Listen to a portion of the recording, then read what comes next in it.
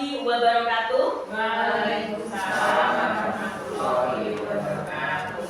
Alhamdulillahirabbil alamin. Puji syukur kita panjatkan kehadirat Allah Subhanahu wa taala bahwasanya pada siang hari ini kita semuanya dapat berkumpul dalam ruangan ini dalam keadaan sehat walafiat tanpa kurang suatu apapun.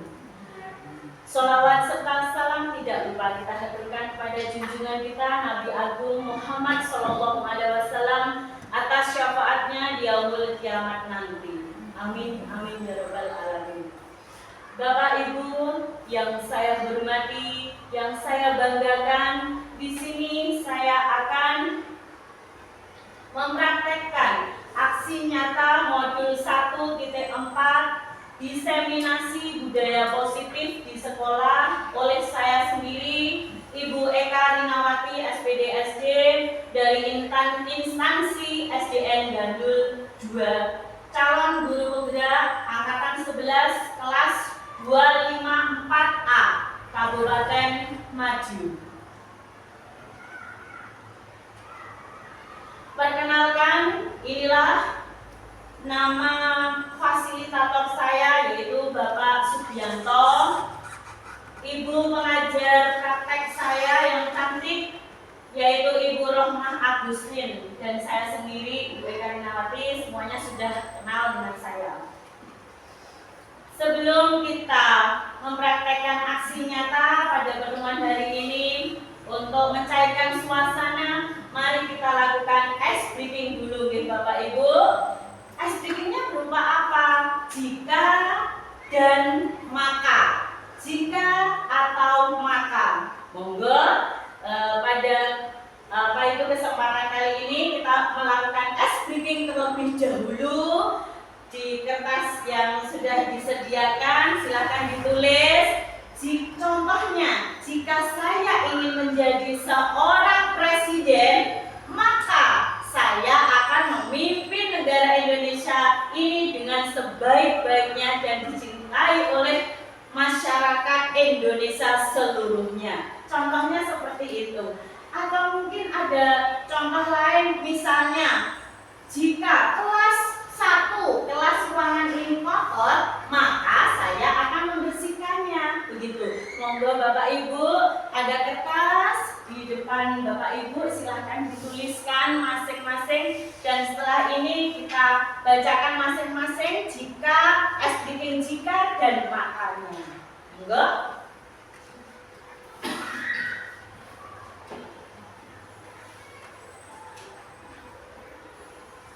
Sudah apa belum Bapak Ibu? Masih proses? Ya.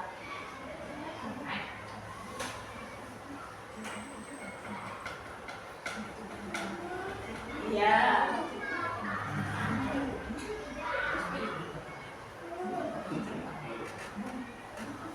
Ya, sudah selesai? Ya. Langsung kita praktekkan nggih, Bapak Ibu. Ya, mulai dari Ibu Ana. Monggo, jika dibacakan. Jika saya haus, Bu Yanti, maka saya berikan kembali. alhamdulillahirabbil alamin. Hausnya hilang ya Bapak Ibu ya. Untuk yang kedua, Bu Pur, monggo, jika saya lapar, maka Bu Suminel, maka saya akan beli nasi di tempatnya khusus. alhamdulillah jadi kenyang ya akhirnya ya. Sekarang berikutnya, jika Bu Sri, Jika saya mengantuk, maka Bu Nisa, saya mandi. oh jadi ngantuknya hilang ya setelah mandi ya Bu Nisa ya. Oke, Pak Rizky, jika saya sakit, Pak Rizky sakit, maka ya, maka saya akan menangis. apa makan? Jika Pak Rizky sakit, maka makan. Oh, jadi nanti sakitnya cepat sembuh setelah makan.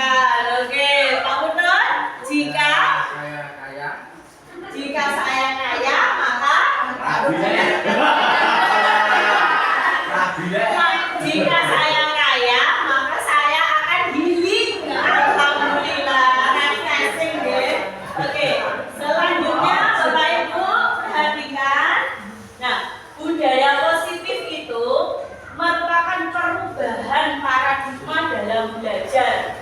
Disiplin positif itu dapat memotivasi perilaku manusia. Adanya keyakinan kelas itu bertujuan untuk kebutuhan dasar dari manusia. Posisi kontrol itu berupa segitiga restitusi yang nantinya akan saya jelaskan.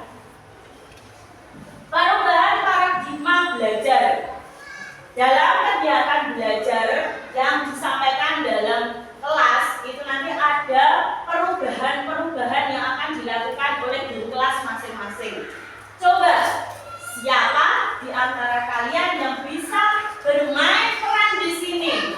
Apa bermain perannya? Bermain perannya berupa 2 orang bermain peran dengan seorang A mengepalkan tangan dan menganggap di dalam kepalan tangannya tersebut itu ada sesuatu yang sangat berharga bagi hidupnya kelak. Nah, bagian yang pemeran B itu berusaha membujuk, merayu, memberi imbalan, bahkan mengintimidasi agar A itu mau membuka tangannya bagaimana. Mohon bantuannya Bapak Ibu, mungkin dari Bogor monggo untuk berperan menjadi pemain peran yang A. Istri, monggo kita ke depan di sini, kita bermain peran dulu, bermain sinetron. Bagaimana mempraktekkan kegiatan coba buka. Siap? 1, 2, 3, action! Pegang apa ya? Nggak boleh. Punya tanganku, Bu. Nggak boleh. Nggak mau. Saya nggak mau buka.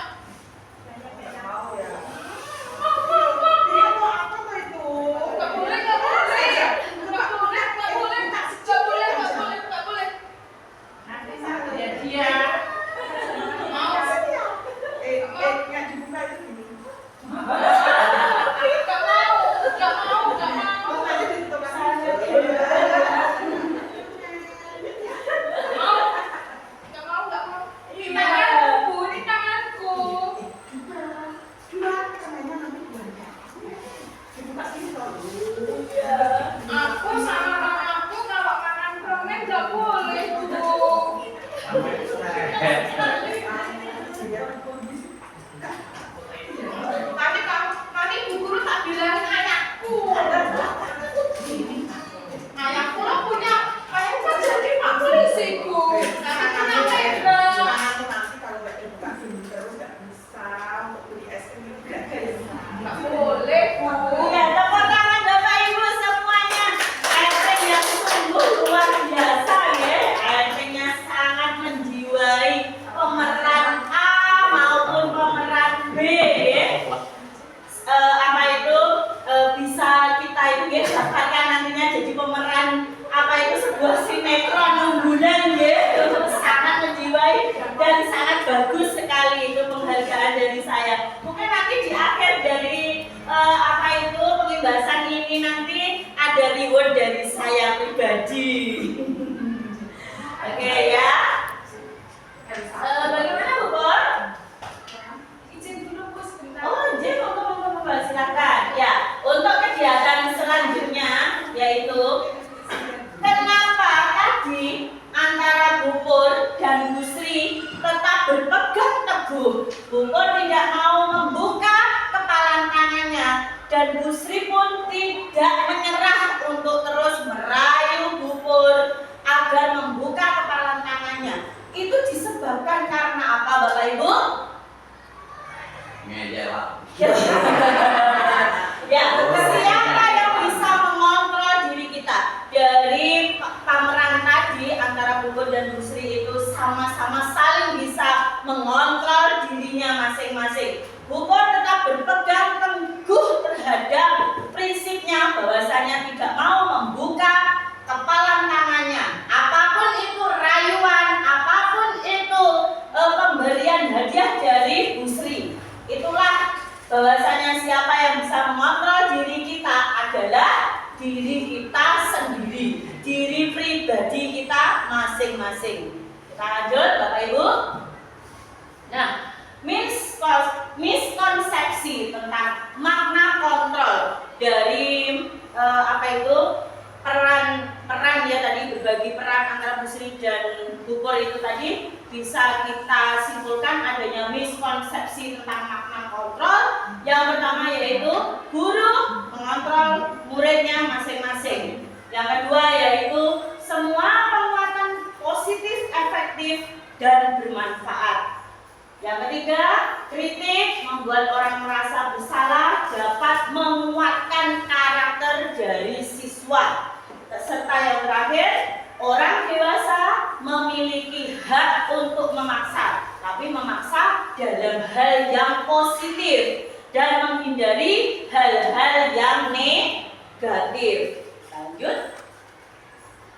Di sini dari pemaparan tadi kita di awal itu untuk sebagai apersepsi menuju penjelasan saya bahwasanya pentingnya budaya positif di sekolah kita ini.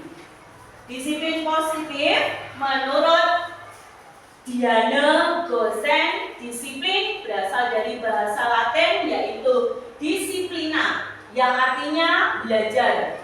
Disiplin juga berasal dari akar kata yang sama, disipo atau murid atau pengikut. Yang kedua, penjelasan dari disiplin. Disiplin yang dimaksud adalah disiplin dari diri yang memiliki motivasi dalam intern masing-masing pribadi.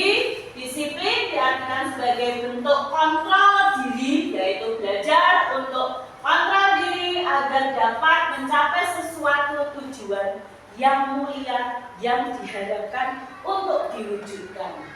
Sebagai pendidik, Bapak Ibu, tujuan kita adalah menciptakan anak-anak yang memiliki disiplin diri sehingga mereka bisa berperilaku dengan mengacu pada nilai-nilai kebajikan universal atau umum dan memiliki motivasi intrinsik bukan ekstrinsik dari dalam diri untuk menyadari bahwasanya disiplin itu sangat penting. Selanjutnya, teori dari motivasi adanya disiplin. Oh iya, monggo bisa. Kamu izin. Ya, monggo. Intermezzo dulu ya sebentar Bapak Ibu. Kita lanjutkan. Teori motivasi itu manusia melakukan kegiatan atau kesalahan pasti memiliki motivasi atau tujuan. Apa tujuannya? Untuk memenuhi kebutuhan hidupnya. Motivasi dari perilaku manusia itu untuk menghindari hukuman, mendapatkan imbalan atau penghargaan. Tadi sudah diperankan dari Busri. Busri memiliki beberapa permen, dari 1 permen, 2 permen, sampai banyak permen yang akan diberikan kepada Bupur untuk membuka tangannya Bupur, membuka kepalan tangannya Bupur, tetapi tetap keduanya berpegang teguh pada kontrol diri masing-masing. Menjadi orang yang mereka inginkan dengan menghargai diri sendiri dengan nilai-nilai yang mereka percaya. Nah, di sini mohon bantuan dari Bapak Ibu semua untuk menjawab teori motivasi, hukuman, konsekuensi, penghargaan, dan restitusi. Ada pertanyaan dari saya untuk dijawab. Yang pertama, siapa yang bisa menjawab? Bisa raise hand ya. Raise hand itu mengangkat tangannya. Anak yang berbuat kesalahan adalah anak yang nakal. Setuju atau tidak setuju Bapak Ibu? Iya Bu Ana? Tidak setuju Bu. Alasannya apa Bu Ana? Karena yang berbuat kesalahan itu tidak hanya saja anak yang nakal, tapi anak yang pintar, anak yang pendiam itu juga bisa melakukan kesalahan. Jawaban yang sungguh luar biasa.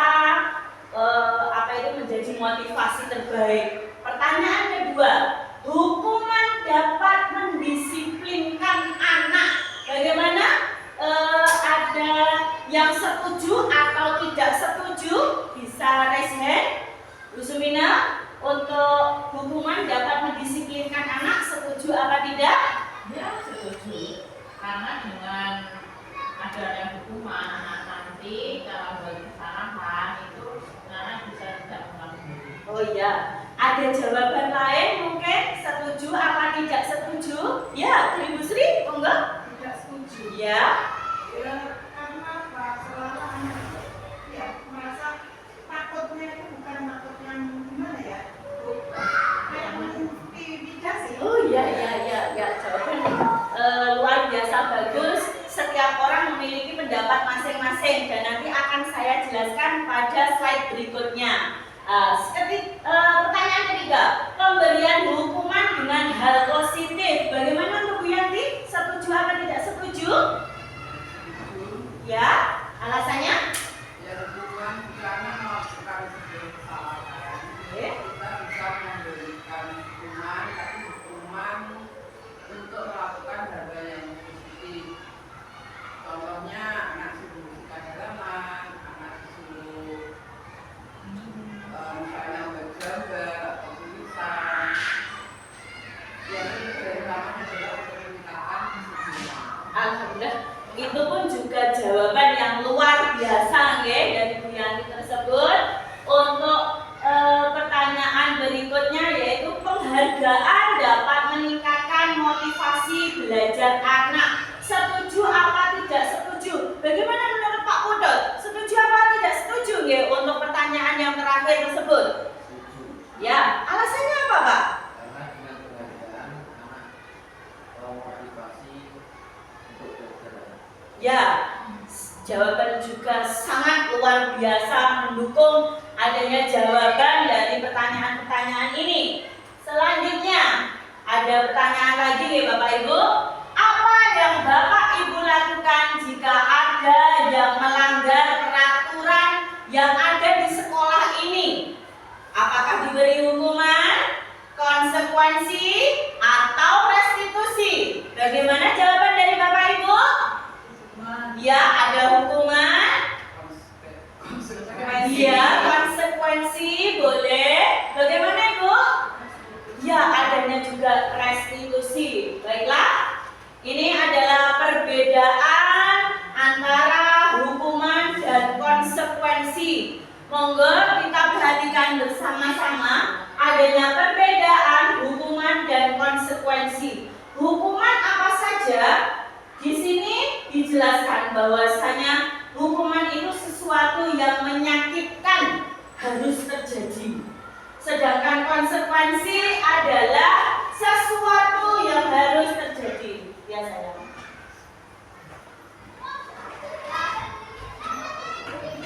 Kita lanjutkan ya Bapak Ibu, mohon maaf ada intermezzo dari murid saya tadi ya. Kita lanjutkan. Jika hukuman itu, perbedaan yang kedua, membuat anak sakit baik fisik maupun hatinya, misalnya mendendam seperti tadi yang diungkapkan ada pendapat salah satu dari guru tadi, untuk jangka waktu yang sangat lama. Nah, sedangkan konsekuensi itu membuat anak merasa tidak nyaman dalam jangka waktu yang pendek. Berikutnya, anak membenci kedisiplinan. Apa yang ada pada peraturan disiplin yang kita terapkan di SD, biasanya anak-anak itu membencinya kalau adanya hukuman. Bagaimana kalau konsekuensi? Anak akan lebih menghargai adanya kedisiplinan. Jadi dalam diri anak tersebut akan lebih semangat lagi melakukan kedisiplinan apapun yang ada di sekolah maupun lembaga masing-masing. Sedangkan hukuman itu berupa paksaan. Kamu harus gini loh, kamu harus gini loh. Dipaksa, benar-benar dipaksa, ditekan, itu merupakan hukuman. Jika konsekuensi itu adalah stimulus atau tanggapan. Saya lanjutkan perbedaan dari hukuman dan konsekuensi. Mendorong anak menyakiti diri sendiri karena terpaksa itu tadi ya Bapak Ibu. Berikutnya untuk konsekuensi adalah mendorong anak agar lebih mudah menyesuaikan diri masing-masing. Hukuman konsep diri yang buruk, kalau konsekuensi itu merupakan Sedangkan hukuman itu anak belajar untuk menyembunyikan kesalahan, kalau konsekuensi anak belajar untuk lebih mematuhi peraturan. Marah, rasa bersalah, dan dipermalukan, merasa tak dihargai. Sedangkan pada konsekuensi kehilangan hak yang dibuat tidak nyaman diasingkan untuk sementara waktu. Nah, ada pertanyaan yang harus dijawab ya Bapak Ibu. Di sini ada tindakan guru, ada beberapa pertanyaan. Ini termasuk hukuman atau konsekuensi. Mohon dicatat di kertas panjenengan masing-masing bahwasanya nomor 1, mencatat 100 kali di dalam buku kalimat saya tidak akan terlambat lagi karena terlambat ke sekolah. Itu termasuk hukuman apa konsekuensi? Konsekuensi. Ya, ada hukuman, ada konsekuensi. Nanti kita cocokkan jawabannya nih Bapak Ibu. Yang kedua, lari mengelilingi lapangan basket 2 kali karena terlambat hadir di sekolah. Termasuk hukuman apa konsekuensi Bapak Ibu? Hukuman. J. Murid diminta untuk push up 15 kali karena tidak menggunakan masker ke sekolah. Hukuman apa konsekuensi? Hukuman. Ya. Nanti baru kita bahas satu persatu. Kita simpan jawaban masing-masing dari Bapak dan Ibu guru. Berikutnya, menggantikan kertas tugas teman yang telah dicoret-coret. Hukuman apa konsekuensi? Ya, konsekuensi. Membersihkan tumpahan air di meja tulis karena tersenggol pada saat belajar. Konsekuensi. Ya, murid disuruh untuk tidak mengenakan sepatu seharian di sekolah karena tidak mengenakan sepatu hitam. Ya, hukuman. Lari mengelilingi lapangan basket 2 kali karena terlambat 10 menit untuk pelajaran PJOK. PJOK itu apa olahraga ya Bapak Ibu? Ya, masuk hukuman. Kita lihat jawaban benarnya ya Bapak Ibu. Inilah. Nah, alhamdulillah jawaban sudah terpampang di sini. Dari beberapa pertanyaan, mana yang termasuk hukuman dan mana yang termasuk konsekuensi, ini sudah dapat kita ketahui dari jawaban yang sudah terpampang pada layar slide. Monggo Bapak Ibu bisa mencermati jawaban dari setiap pertanyaan. Selanjutnya, apa itu restitusi? Bapak Ibu sudah di awal saya sudah menyinggung sedikit tentang adanya pengertian restitusi. Restitusi itu adalah proses menciptakan kondisi bagi murid untuk memperbaiki kesalahan mereka sehingga mereka bisa kembali pada kelompok mereka dengan karakter yang lebih kuat. Restitusi itu juga merupakan proses kolaboratif kerjasama yang mengajarkan murid untuk mencari solusi untuk masalah mereka dan membantu murid berpikir tentang orang seperti apa yang mereka ingin menjadi atau tujuan yang mulia dan bagaimana harus memperlakukan orang lain. Ini saya kutip dari tokoh terkenal dunia yaitu Bapak Gazen ya, tahun 2004. Selanjutnya di sini ada identifikasi dari hukuman berupa identitas sukses itu yang bagaimana, disiplin itu ada 2 yaitu konsekuensi dan restitusi.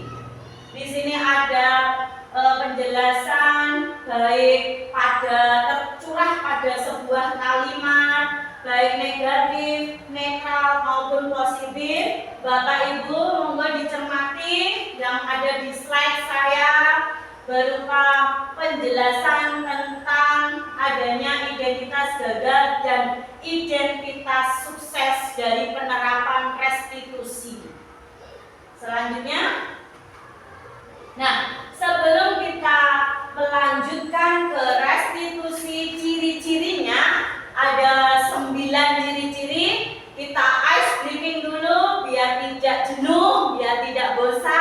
Kita berdiri semuanya Bapak Ibu Guru. Ikuti gerakan-gerakan dari saya untuk kita praktekkan pada ice breaking kita. Menjaga jarak nggih, nanti biar tidak bersentuhan dengan antara guru yang satu dengan guru yang lainnya. Bapak Ibu mohon kerjasamanya biar tidak jenuh dan mengantuk. Ikuti gerakan dari saya. Perhatikan baik-baik, saya contohkan dulu, baru nanti kita praktekkan bersama-sama. Oke? Tangan kanan, tangan kiri mempunyai jari, direntangkan, dibengkokkan, putar pergelangan, maju depan, mundur belakang, ayo kita berputar, maju depan, mundur belakang, ayo tepuk tangan. Bisa langsung kita praktekkan Bapak Ibu?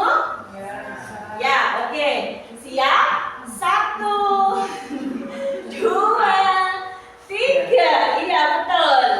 Tangan kanan, tangan kiri mempunyai jari, direntangkan, dibengkokkan, putar pergelangan, maju depan, mundur belakang, ayo kita berputar, maju depan, mundur belakang, ayo tepuk tangan.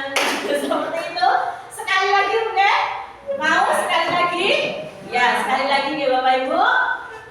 Tangan kanan, tangan kiri mempunyai jari, direntangkan, dibengkokkan, putar pergelangan, maju depan, mundur belakang, ayo kita berputar, maju depan, mundur belakang, ayo tepuk tangan. Tepuk tangan dulu kita semuanya.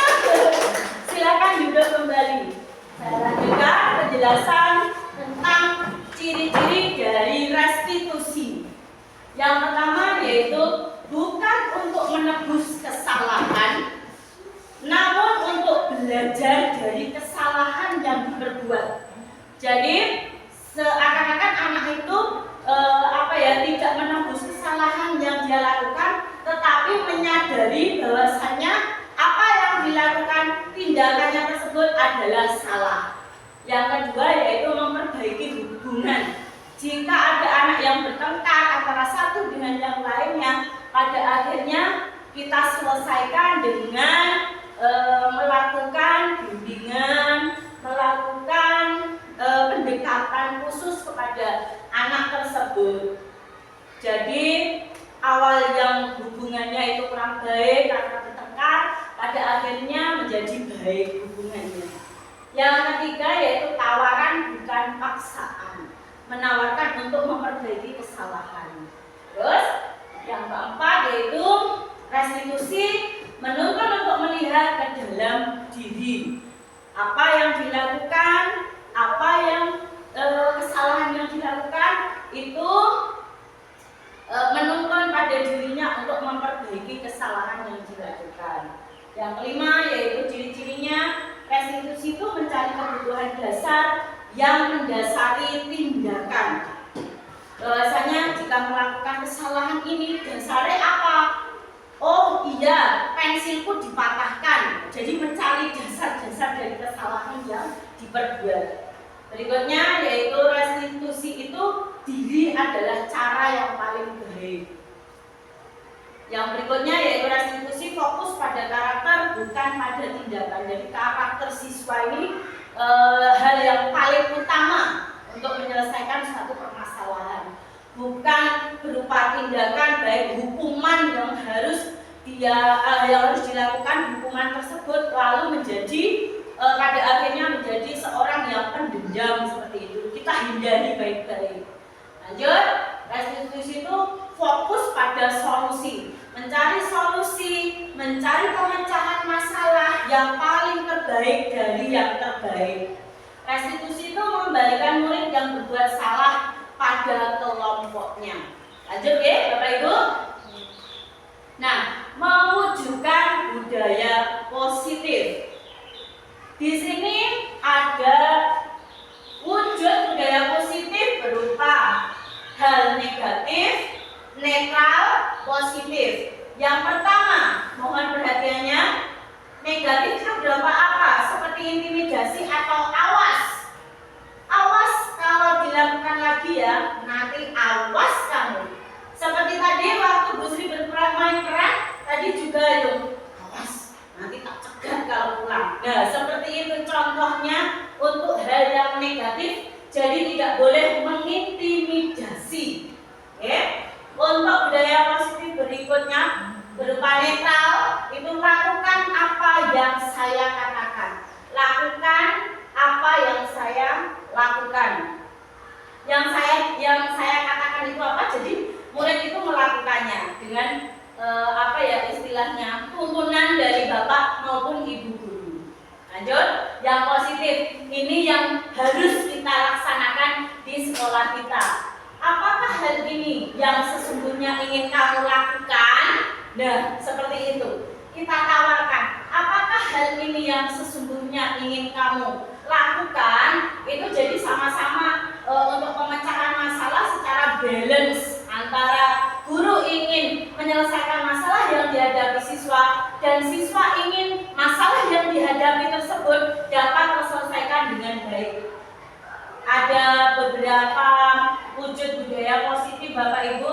Yang berikutnya negatif itu mode paksaan, yang netral itu stimulus atau respon yang baik. Kalau positif itu pasti teori kontrol pada diri masing-masing. Baik ibu guru sebagai pembimbing dari masalah maupun dari siswanya untuk mengontrol tidak melakukan kesalahan yang sama. Berikutnya, mendorong menyalahkan diri. Oh, kamu loh salah, tidak boleh seperti itu. Menyalahkan langsung itu tidak boleh. Kita harus mencari latar belakang dari permasalahan yang mereka hadapi terlebih dahulu. Nah, di sini merupakan wujud budaya positif yang negatif ya Bapak Ibu ya. Jika mendorong menyalahkan diri sendiri maupun diri pada murid. Berikutnya, netral itu mendorong untuk lebih patuh, positif mendorong untuk lebih berdisiplin positif. Kalau budaya positif negatifnya itu yaitu konsep diri yang buruk, netral konsep diri yang baik, positif konsep diri yang kuat. Masih 2 pembahasan lagi Bapak Ibu, mohon dicermati. Jika negatif itu murid atau anak belajar menyembunyikan kesalahan, tidak terbuka. Kalau netral, murid anak belajar taat pada peraturan yang ada. Murid atau anak belajar memecahkan masalah, itu merupakan budaya positif.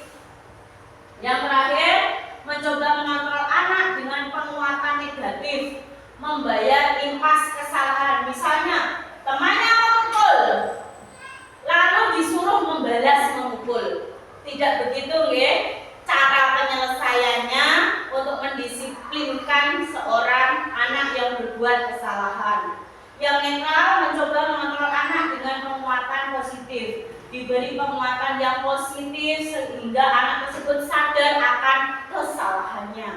Anak paham bahwa dirinya sendiri yang pegang kendali terhadap kontrol. Oh iya ya, tadi aku berbuat kesalahan. Seharusnya aku tidak berbuat kesalahan. Bagaimanapun, apapun tindakan pemecahan masalah dari ibu guru, saya harus mengikutinya dengan baik seperti itu. Kita lanjutkan. Ada pertanyaan lagi, Bapak Ibu guru yang saya hormati, mohon perhatikan. Pernahkah Bapak Ibu memberikan penghargaan atau hadiah kepada murid karena telah melakukan sesuatu? Ya. Jawaban yang sungguh luar biasa, respon yang sangat positif. Pernah nih Bapak Ibu, Bu Nisa, berupa apa penghargaan tersebut kepada siswa? Misalnya saya mengajukan berjempol. Iya. Ya, bagus sekali. Itu bisa dicontoh nih Bapak Ibu. Kita bisa memberikan jempol, penghargaan jempol kepada anak yang dapat menjawab dengan benar. Mungkin Bu Suminah ada pendapat lain untuk memberi penghargaan kepada siswa?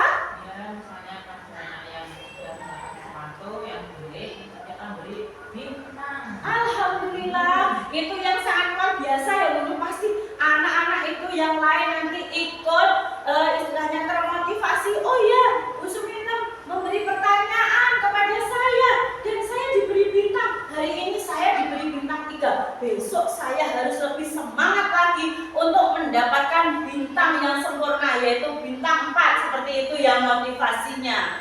Ya. Di sini penghargaan menghukum itu sangat memberatkan anak ya Bapak Ibu. Penghargaan bisa terasa seperti hukuman bagi mereka yang mendapatkannya. Misalnya dalam sistem peringkat, mereka yang berada di peringkat paling bawah akan merasa paling terhukum. Yuh, kita nih apa itu peringkatku nomor 1 tapi dari belakang. Seperti itu ya Bapak Ibu. Nah, untuk penghargaan tidak efektif itu jika kita memberi seseorang penghargaan untuk melakukan sesuatu, kita harus terus-menerus memberi penghargaan tersebut agar orang itu tetap melakukannya apa yang kita inginkan. Jadi secara terus-menerus diikuti oleh teman-temannya.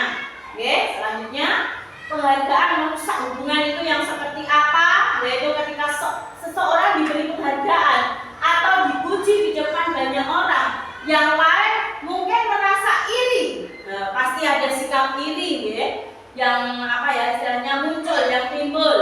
Dan sebagian dari mereka mungkin tidak menyukai orang yang mendapatkan penghargaan tersebut. Itu banyak kita jumpai pada murid-murid kita ya Bapak Ibu ya, secara tidak langsung.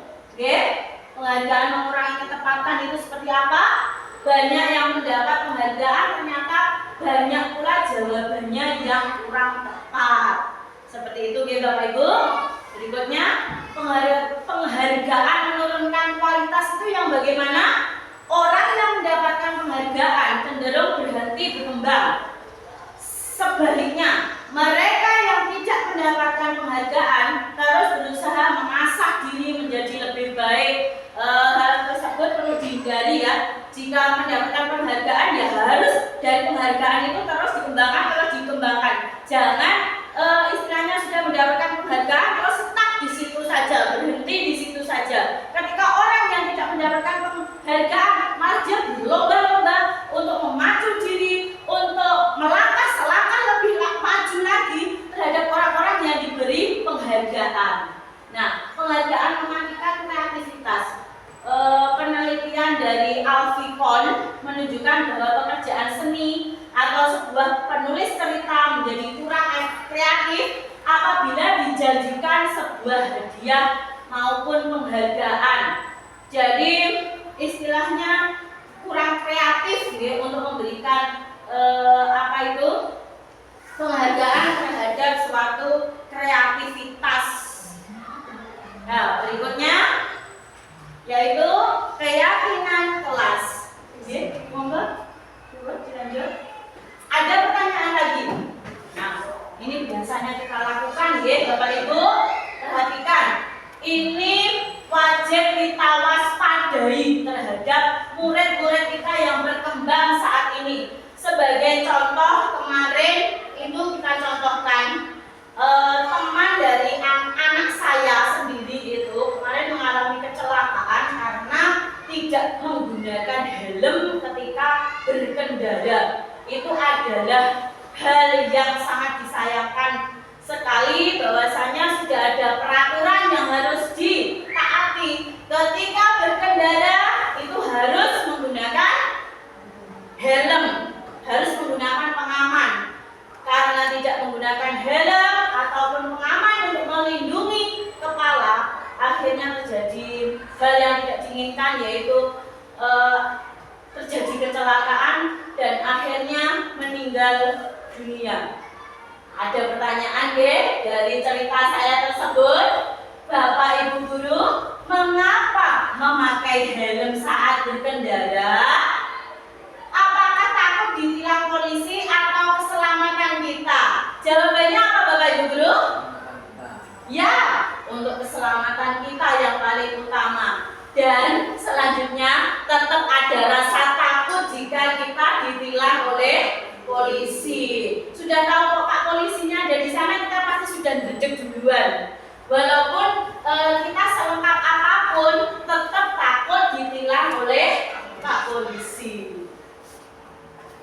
inilah lingkaran budaya positif. Itu berupa apa saja? Yang pertama yaitu lingkungan positif, yang kedua keyakinan kelas, yang ketiga adanya peraturan kelas. Apa saja Bapak Ibu? Kita ulas selanjutnya pada slide berikutnya. Mengapa harus keyakinan bukan peraturan? Peraturan itu sudah ada. Misalnya dari Bapak Ibu guru itu sudah memberikan peraturan yang harus ditaati, yang harus dipatuhi. Ini loh peraturannya, kudu mbok taati, kudu mbok patuhi, gak boleh dilanggar. Nah, kalau keyakinan itu dari keyakinan kelas antara kesepakatan dari siswa dengan wali siswa. Apa saja? Ini ya. Yang pertama yaitu buanglah sampah pada tempatnya, itu peraturan. Keyakinan itu berupa membuang sampah pada tempatnya. Itu akan lebih menyadarkan siswa, bukan istilahnya perintah ataupun peraturan yang harus dilakukan. Kalau dia keyakinannya di kelas itu, oh iya ya, harus membuang sampah pada tempatnya, akan dilakukan sesuai dengan keyakinan kelas masing-masing yang telah disepakati. Berikutnya, dilarang mencoret-coret bangku. Keyakinan di kelas apa? Merawat barang-barang di kelas dengan baik. Dari keyakinan tersebut, dia tidak akan mau melakukan hal yang negatif untuk mencoret-coret bangku maupun benda lainnya. Berikutnya, dilarang melakukan kekerasan. Dilarang melakukan kekerasan, yaitu keyakinannya apa? Saling menyayangi antar teman yang ada di kelas sesuai dengan kesepakatannya. Gunakan masker. Kan itu wajib, kalau peraturan wajib ditaati, dilaksanakan, tidak boleh dilanggar. Kalau keyakinan kelas menerapkan protokol kesehatan di kelas. Misalnya pada kelas-kelas masing-masing kelas itu diberi keyakinan kelas, di situ terpampang bisa dibaca oleh siswa masing-masing, atau pada kesepakatan awal ketika masuk melakukan keyakinan kelas dan harus dipatuhi oleh kelas tersebut. Berikutnya, jangan berlarian di kelas. Itu adalah peraturan. Keyakinannya apa? Berjalanlah di kelas atau di koridor. Tidak boleh berlarian, ya. Ini ya penjelasan mengapa harus keyakinan maupun peraturan. Berikutnya, keyakinan kelas itu apa saja? Keyakinan kelas itu bersifat lebih abstrak daripada peraturan. Luwes, tidak mengekang, tidak memaksa seperti adanya peraturan. Keyakinan kelas berupa pernyataan universal. Pernyataan universal itu adalah pernyataan yang umum yang dilakukan siswa dalam kesehariannya. Pernyataan keyakinan kelas senantiasa dibuat dalam bentuk hal-hal yang positif, pastinya menghindari hal-hal yang negatif.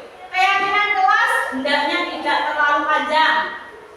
Kalimatnya berupa kalimat yang singkat, jelas, dan dapat langsung dipahami oleh siswa. Keyakinan kelas sebaiknya sesuatu yang dapat diterapkan di lingkungan tersebut. Jelas nih Bapak Ibu, sesuai dengan lingkungan belajar masing-masing. Semua warga kelas hendaknya ikut berkontribusi dalam pembuatan keyakinan kelas lewat curah pendapat.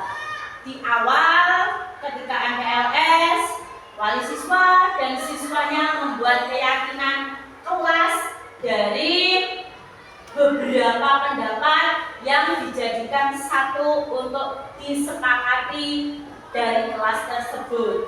Berikutnya, bersedia meninjau kembali keyakinan kelas dari waktu ke waktu. Oh, enggak benar. Selanjutnya, Bapak Ibu, di sini ada pertanyaan yang harus dijawab lagi di kertas Bapak Ibu, nggih? Pertanyaan yang pertama, ini nanti berupa tanggung jawab atau berupa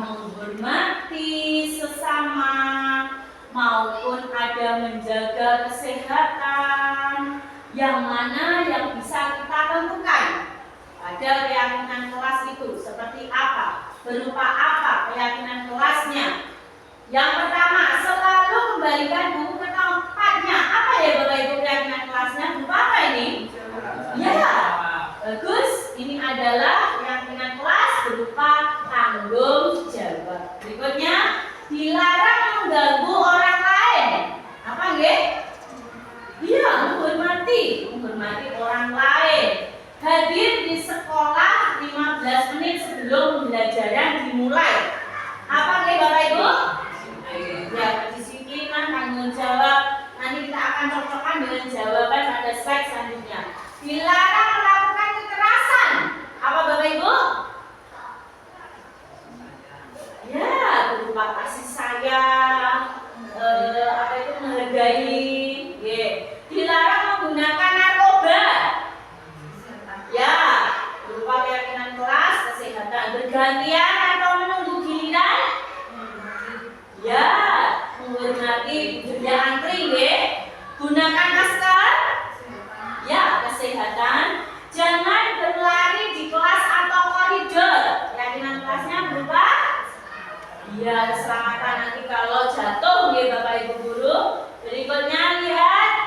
Nah, inilah jawabannya. Bisa kita cermati bersama bahwasanya dari pernyataan-pernyataan tersebut kita dapat menentukan keyakinan kelas apa yang dapat kita terapkan dalam kelas kita masing-masing Bapak Ibu.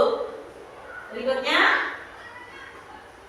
Nah, ini nanti pada kertas Bapak Ibu mohon dijawab berurutan.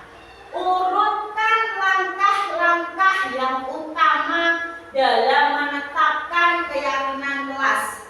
Jawaban ini nanti akan saya minta ya Bapak Ibu, dan Bapak Ibu mengurutkan yang benar dari langkah-langkah untuk menetapkan keyakinan kelas. Mohon dicermati Bapak Ibu. Yang A ada mengubah peraturan menjadi kalimat yang lebih positif. Yang B berdiskusi mengenai gambaran perilaku yang mencerminkan keyakinan kelas. Yang C berdiskusi mengenai peran seluruh warga kelas.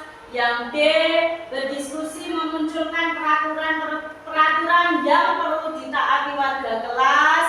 Yang E meninjau ulang keyakinan kelas dari waktu ke waktu.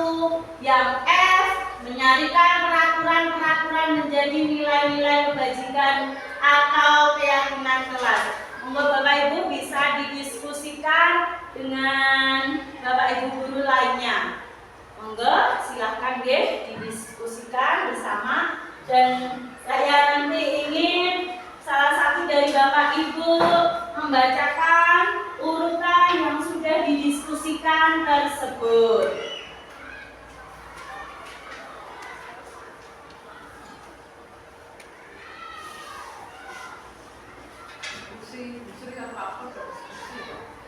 Muslim bersama Pak Kodol boleh berdiskusi sambil minum ataupun makan jajan yang sudah disiapkan Bapak Ibu.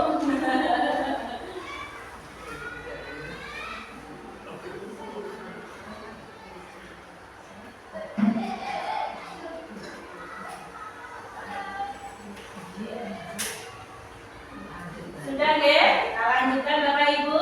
Bagaimana untuk kelompok yang Bianti dan Bubur untuk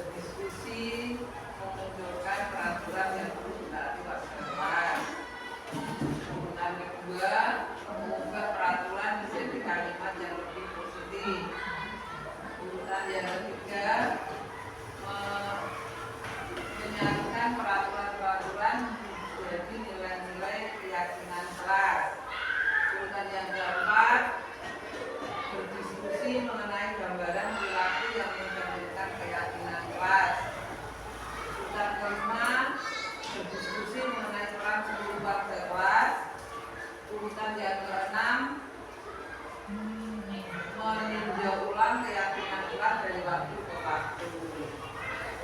Ini adalah jawaban dari guru hebat yang ada di sekolah kita nih Bapak Ibu.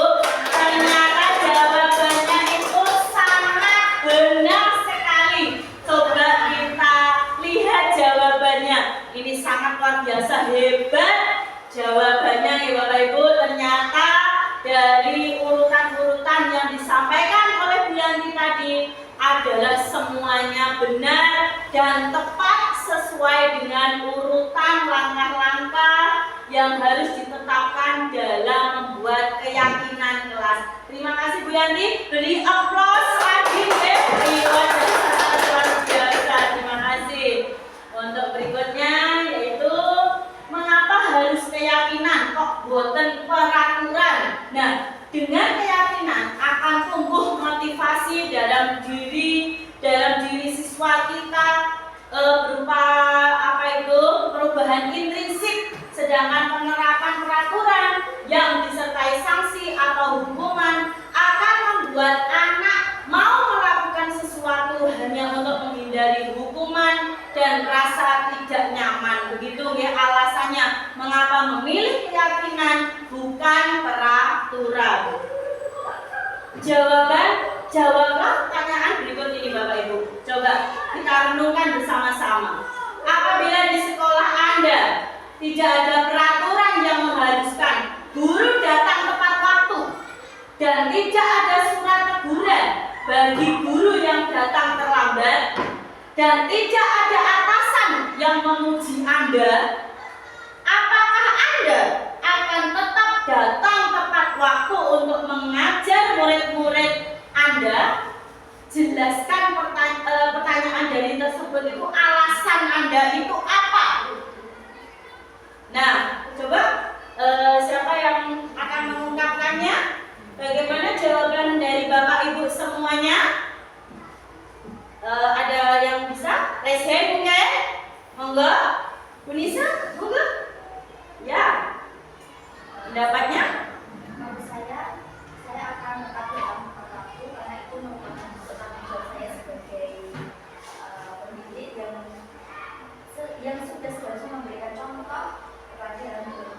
Ya, jawaban yang sangat luar biasa bagus, luar biasa memotivasi untuk kita semuanya. Ada jawaban lain? Mungkin dari Bu Ana yang untuk menjawab pertanyaan ini? Karena itu sudah merupakan kode etika sebagai guru. Jadi kita ya bisa jadi datang tepat waktu. Ya. Semuanya setuju dengan jawaban Bu Nisa maupun jawaban dari Bu Ana? Ya, kita tetap melaksanakan untuk datang tepat waktu walaupun tidak ada teguran maupun ada istilahnya penghargaan apapun dari atasan kita, ya. Selanjutnya, nah ini jangan bosan-bosan, ya. Pasti ada pertanyaan lagi, ya, dari saya, ya. Sebagai 5 kebutuhan dasar manusia itu ada 5. Apa saja? Di sini monggo lengkapi kalimat rumpang. Ada huruf-huruf yang saya hilangkan untuk dijawab dari Bapak Ibu guru. Monggo boleh diskusi kembali, dan nantinya akan disampaikan jawabannya.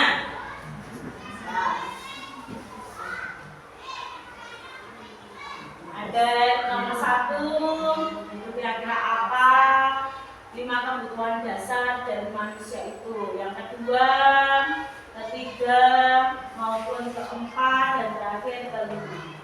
Sudah didiskusikan Bapak Ibu? Sudah selesai, ya.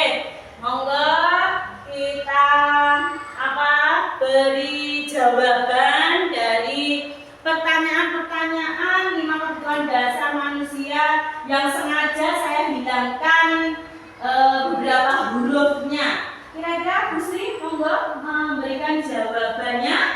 Ya, untuk yang pertama itu kasih sayang dan rasa diterima. Ya, kita kunci, ya. Kasih sayang dan rasa diterima. Yang kedua, mungkin Bu Pur, apa? Kekuasaan. Ya, kita kunci lagi, kekuasaan. Bu Suminah yang ketiga? Yang ketiga Ya, kita kunci lagi kesenangan. Yang keempat, monggo Bu jenengan. Ya, kebebasan. Dan terakhir, Pak Putut, yang keempat. kebebasan. Yang maaf, yang kelima. Kelima kebebasan. Ya, jawaban yang luar biasa hebat pokoknya. SDN Gandul 2 ini luar biasa. Bapak Ibu gurunya semuanya hebat. Dan jawaban yang kita kunci tadi adalah semuanya benar. Tepuk tangan Bapak Ibu untuk kita semuanya. Sangat baik. Seluruh tindakan manusia itu memiliki tujuan tertentu Bapak Ibu. Semua yang kita lakukan adalah usaha terbaik untuk mendapatkan apa yang kita inginkan. Saat itu kita sedang memenuhi satu atau lebih dari satu kebutuhan dasar kita.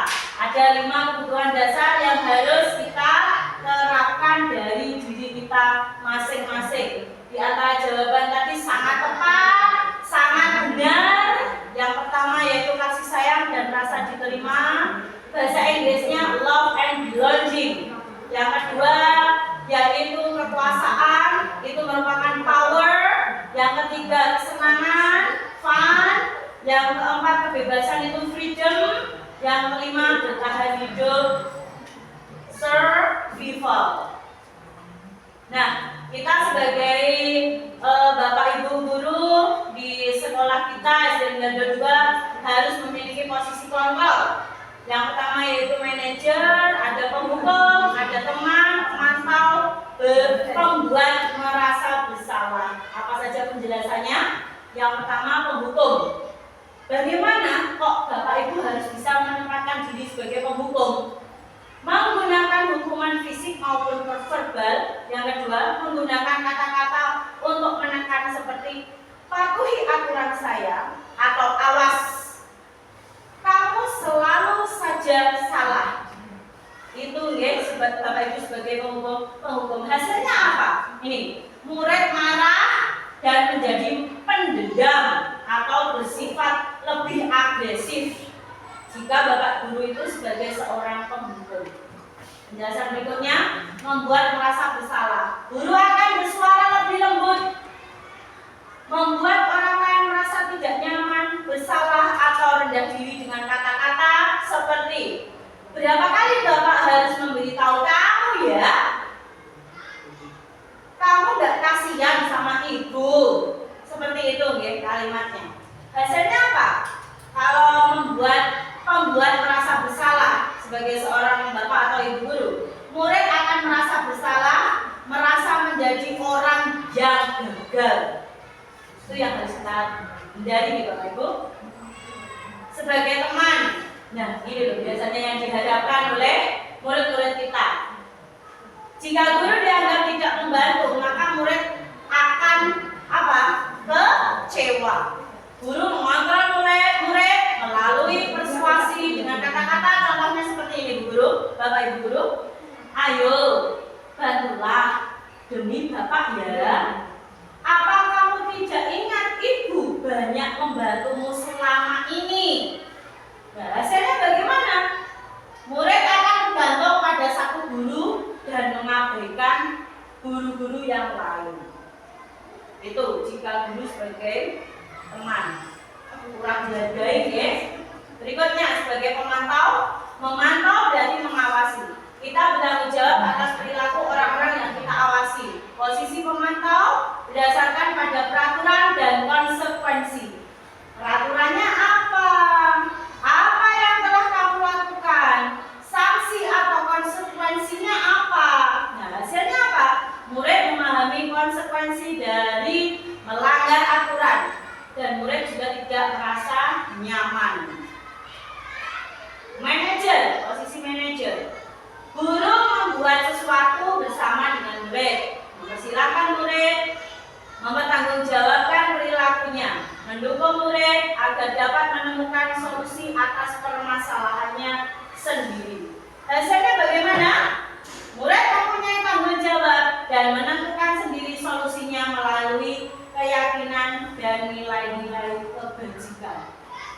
kita bisa melihat posisi kontrol sebagai seorang guru itu apa saja. Mohon dicermatin.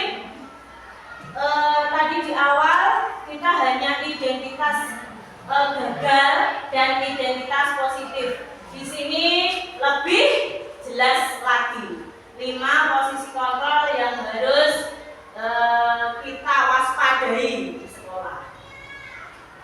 Berikutnya inilah Bapak Ibu yang di depan tadi kita sudah menjelaskan adanya segitiga restitusi. Itu apa saja? Ada 3 kontrol yang harus kita terapkan dalam diri kita masing-masing sebagai seorang guru, yaitu segitiga restitusi berupa validasi kebutuhan, menanyakan keyakinan, dan yang terakhir itu menstabilkan identitas. Berikutnya, restitusi itu mengarahkan pada kesuksesan. Tadi sudah dijelaskan di awal baik identitas gagal maupun identitas sukses yang memberikan hukuman, konsekuensi maupun restitusi. Di sini jika kita menggunakan segitiga restitusi yang kita terapkan, maka penerapan penyelesaian masalah yang ada pada murid-murid kita akan terselesaikan dengan baik dan mendapatkan hasil yang baik pula. Nah, di sini dalam menstabilkan identitas itu guru berkata, berbuat salah itu hal yang manusiawi. Tidak ada manusia yang sempurna. Bapak Ibu juga buat salah. Kita pasti bisa menyelesaikan permasalahan ini. Bapak Ibu tidak tertarik untuk mencari tahu siapa yang benar, siapa yang salah. Bapak Ibu lebih tertarik untuk menyelesaikan masalah-masalah yang terjadi.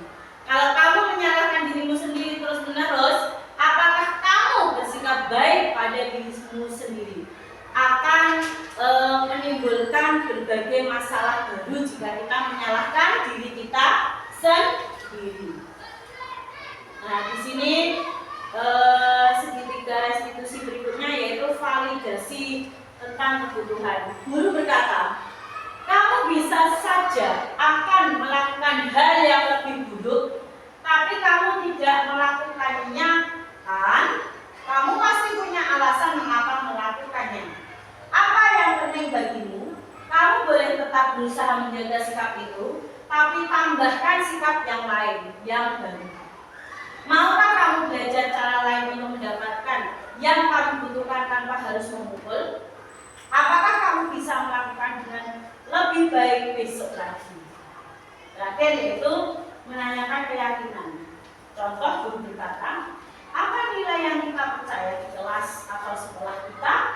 Nilai-nilai universal apa yang telah kita sepakati? Kelas yang ideal itu seperti apa sih? Kamu ingin jadi anak seperti apa? Apa yang kamu rasakan ketika kamu melakukan itu? Kamu menjadi orang yang seperti apa?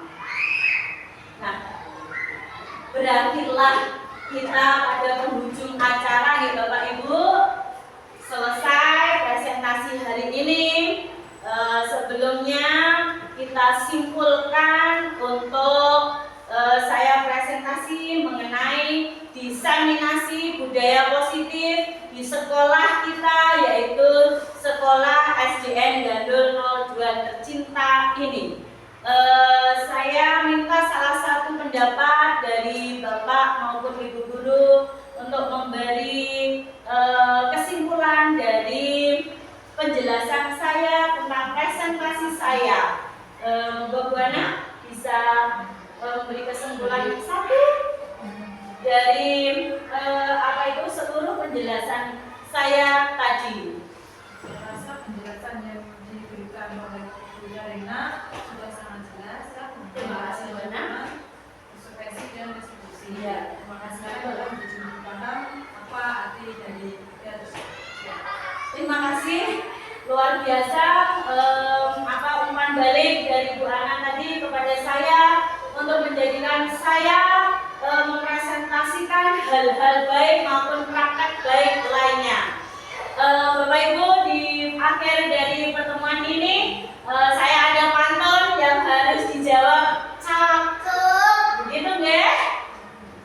Mau Bapak Ibu guru bantu saya?